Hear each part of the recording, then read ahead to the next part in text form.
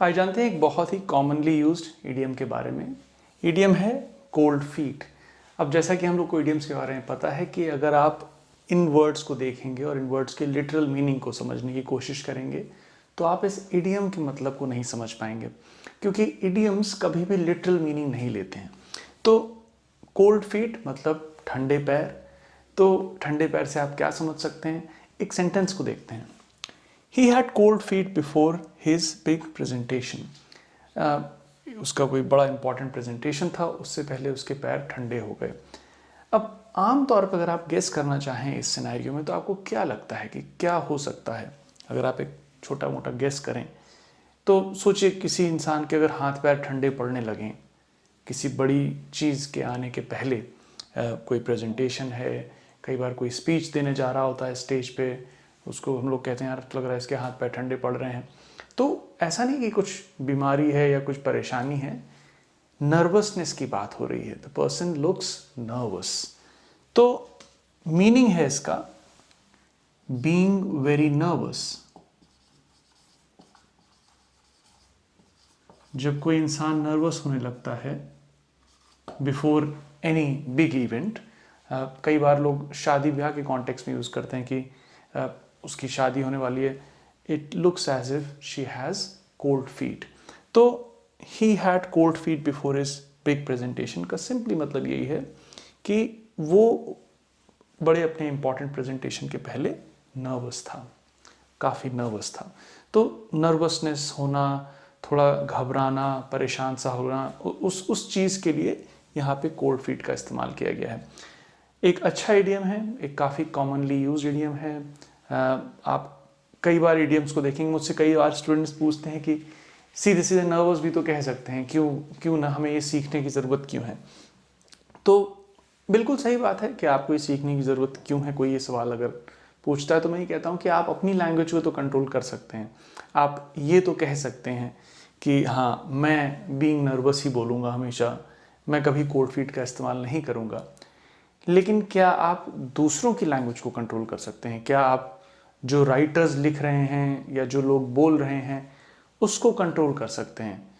तो आपको ये जानना इसलिए ज़रूरी है क्योंकि एटलीस्ट आपको समझ में तो आए, जब आपको इसके बारे में बात हो रही है। तो इडियम्स को समझना इसलिए बहुत ज़रूरी है। आप दिन भर इडियमैटिक लैंग्वेज का इस्तेमाल नहीं करते रहेंगे, आप दिन भर मुहावरों में नहीं बात करते हैं। जैसे हम लोग मुहावरे या लोकोक्तियों का इस्तेमाल करते हैं तो वो भी तो इसी तरीके की चीज़ें हैं। भाषा में एक ब्यूटी लाते हैं, है ना, एक सौंदर्य सा लाते हैं, खूबसूरत बनाते हैं भाषा को। थोड़ा भाषा के बारे में आपको एक इन डेप्थ चीज़ें पता चलती हैं। तो इडियम्स भी एक भाषा का एस्पेक्ट हैं, just another aspect of any language. तो इनको समझना इसलिए ज़रूरी है। कई बार लोग इडियम से घबराने लगते हैं कि यार इतने तरीके के इडियम्स हैं, क्या क्या बोला जा रहा है, उल्टी सीधी कुछ ही बात का कोई मतलब हो सकता है। तो इडियम्स के बारे में ईजिली समझना है अगर आपको, तो आप उसके पीछे की कुछ कहानियों को जान सकते हैं, उसके ओरिजिन को जान सकते हैं। कई इडियम्स बहुत ही आसान होते हैं समझने के लिए, जैसे कि ये काफ़ी आसान है समझने में क्योंकि जनरली आप ऐसा बोलते हैं। जहाँ कुछ इडियम्स बहुत ज़्यादा होते हैं, मैंने कई इडियम्स अपने यूट्यूब वीडियो में डाले भी हैं, तो वहाँ आपको समझने में कोई दिक्कत हो सकती है। वहाँ पे आपको उनके पीछे की कुछ अगर बैकग्राउंड स्टोरीज़ हैं वो जानेंगे तो आप थोड़ा बेटर समझ पाएंगे इडियम्स को। तो कोल्ड फीट का इस्तेमाल करिए और I hope this presentation, this video helps you. Take care. आइए देखते हैं इस इडियम को, बहुत ही आसानी से समझा जा सकता है। इडियम है कट कॉर्नर्स या कटिंग कॉर्नर्स। दो सेंटेंसेस हैं इस पे, देखते हैं क्या मतलब निकलता है। The builder was accused of cutting corners with the construction. पहला sentence, the builder was accused of cutting corners with the construction. She got into trouble for cutting corners on the project. Cutting corners अगर आप सोचें तो आपको लगेगा कोनों को काटना। तो वही मैंने कहा, कई बार हम लोग बात करते हैं इडियम्स के बारे में कि जो अगर आप लिटरल मीनिंग देखेंगे तो आप उस मीनिंग तक नहीं पहुंच पाएंगे जो इसका रियल मीनिंग है। कटिंग कॉर्नर्स का मतलब ये है टू डू समथिंग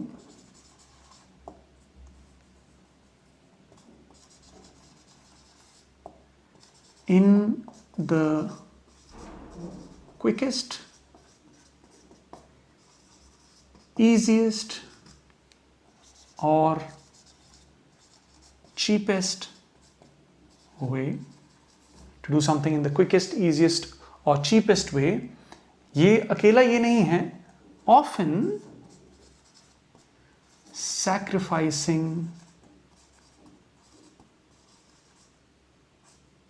quality और रूल्स। मतलब क्वालिटी और रूल्स की परवाह ना करते हुए किसी चीज को सबसे आसान तरीके से या सबसे सस्ते तरीके से करना, इसको हम कहते हैं कटिंग कॉर्नर्स।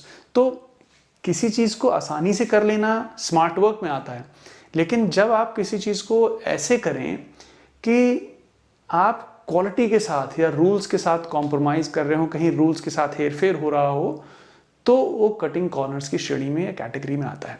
आइए फिर से उन सेंटेंसेस को देखते हैं और समझते हैं कि ये सेंटेंसेस में क्या कहा जा रहा है।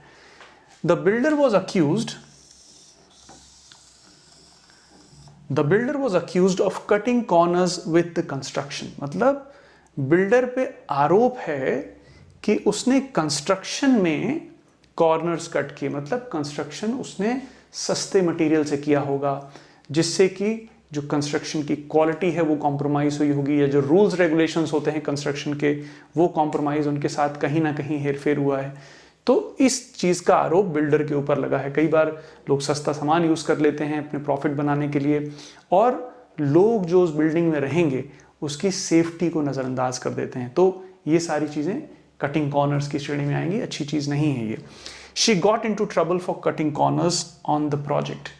ये जो होंगी, इन्होंने शॉर्टकट अपनाने की कोशिश करी होगी, जिसकी वजह से प्रोजेक्ट का जो रिजल्ट है या प्रोजेक्ट का जो फाइनल आउटकम है वो फेवरेबल नहीं रहा, वो नहीं रहा जो चाहिए था प्रोजेक्ट से। इसलिए शी गॉट इनटू ट्रबल, इसलिए वो परेशानी में है, मैनेजमेंट से कुछ एक्शन हो रहा होगा, कुछ हो रहा होगा, तो ज़्यादा शॉर्टकट लेने का तरीका जिससे फाइनल आउटकम है वो बहुत सही ना आए, बहुत फेवरेबल ना आए। तो to do something in the quickest, easiest or cheapest manner or way without considering या sacrificing the quality or rules। तो आसानी से यूज़ करा जा सकता है, बहुत सिंपल लगता है देखने में, लेकिन अगर आपको मीनिंग क्लियर नहीं है तो शायद आप समझ नहीं पाएंगे कि क्या बात कही जा रही है।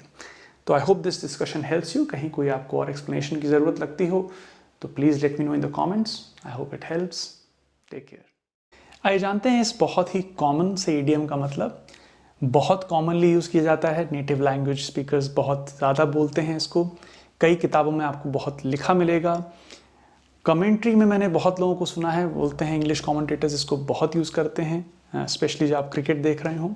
कोई ऐसे बोल सकता है Virat is hands down the best batsman of his era. तो इस हैंड्स डाउन का मतलब क्या है और इसका ओरिजिन क्या है, वहाँ से देखते हैं। इडियम्स के बारे में जैसे आपको पता ही है कि लिटरली आप इसका मीनिंग नहीं निकाल पाएंगे। तो अगर हम हैंड्स डाउन बोल रहे हैं, लग रहा है दोनों हाथ नीचे, इसका क्या मतलब है एक्चुअली?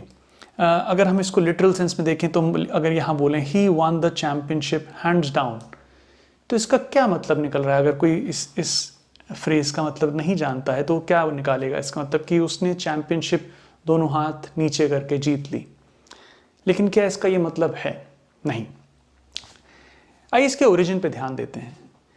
ये ओरिजिनेट होता है उस समय में जहाँ पे घुड़सवारी बहुत पॉपुलर हुआ करती थी, और घुड़सवार जब बहुत ही तेज आगे निकल जाता था, जो सबसे आगे होता था घुड़सवार, वो बहुत सब आसानी से जीत रहा हो, तो लगाम नॉर्मली खींचने के लिए अपने घोड़े की वो ऊपर रखते हैं हाथ। लेकिन जब वो उसको पता है कि वो खींचने की अब ज़रूरत नहीं है घोड़े को और हम बहुत लीड में ऑलरेडी आ चुके हैं, तो वो लगाम को ढीली छोड़ देता है और अपने हाथ नीचे कर लेता है, आराम से घोड़े के ऊपर रख लेता है। घोड़ा आराम से दौड़ता रहेगा क्योंकि उसको पता है वो ऑलरेडी बहुत ही लीड में है। तो जो वो ये हाथ नीचे कर रहा है उसका सीधा मतलब ये है कि उसको अब लगाम खींचने की ज़रूरत नहीं है, क्योंकि वो आसानी से जीत रहा है। तो इसका मतलब है ईजिली और एफर्टलेसली। इसका एक और मतलब है अनडिस्प्यूटेबली, इनडिस्प्यूटेबली, मतलब कोई डिस्प्यूट नहीं है इस बात पे, कोई शक नहीं है इस बात पे। तो ये इसके मतलब है, कोई शक नहीं कि अब वही जीतेगा। तो ईजिली और एफर्टलेसली, जब कोई बहुत आसानी से जीतता हुआ दिखे ही won the championship hands down। अब इसको आप इस तरीके से ना यूज़ करने लगें कि आप किसी आसान काम के लिए कह रहे हैं कि यार ये काम मेरे लिए बहुत आसान है, this work is hands down for me, तो आई कैन। तो इसको समझें कि जब किसी कंपटीशन की बात हो रही हो, तो किसी ऐसी चीज़ की बात हो रही हो जहाँ थोड़ा कॉम्पिटिटिव एनवायरनमेंट हो, वहाँ पे आप इसका इस्तेमाल करें तो ज़्यादा एप्ट होगा। तो ये बहुत ज़रूरी है कि इडियम्स के कॉन्टेक्स्ट को समझा जाए। अब इसको देखते हैं। He won the championship hands down, मतलब उसने बहुत आसानी से चैंपियनशिप जीत ली। Virat is hands down the best batsman of his era. अपने टाइम का, अपने युग का बेस्ट बैट्समैन है वो, इनडिस्प्यूटेबली, बिना किसी शक की बात कही जा सकती है। मतलब किसी की राय है, किसी की ओपिनियन है, उन्हें लग रहा है कि Virat is the best batsman, indisputably, कोई शक नहीं है, हैंड्स डाउन का इस्तेमाल हो रहा है। तो हैंड्स डाउन का आप इस्तेमाल वहाँ करेंगे जहाँ जब कोई चीज़ बहुत ही आसानी से कोई करता हुआ दिख रहा हो एक कंपेटिटिव एनवायरनमेंट में। एक बहुत ही कॉमन इडियम है। समझ में आपको आया हो इस एक्सप्लेनेशन से तो मुझे कमेंट्स में लिखिए। कोई और आप मुझसे पूछना चाह रहे हो वो भी मुझे कमेंट्स में लिखिए। I hope this explanation helps you and I hope it helps. Take care.